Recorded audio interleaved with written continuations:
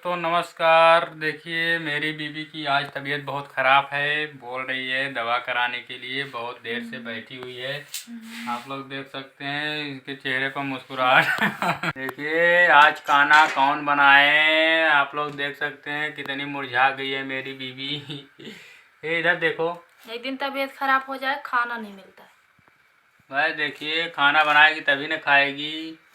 हाँ तबीयत खराब हो गई तो खाना कौन बनाए, आप लोग देख सकते हैं। बोलो कुछ। आप बनाएंगे और कौन बनाएंगे? देख कितना चेहरा रूख गया है, सूख गया है।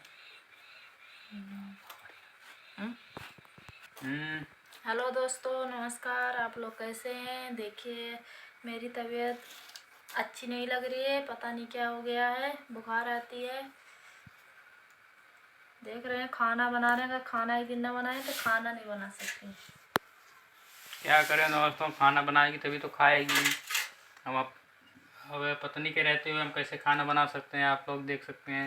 उनकी तबीयत बहुत ख़राब हो गई है, इसलिए हमको खाना बनाने पड़ रहा है ना। तो खाना हम हम खाना बनाने वाले हैं। आप लोग देख सकते हैं हमारे बीवी की तबीयत बहुत ख़राब है। इधर देखो जी, बहुत ख़राब है। तबीयत खराब है,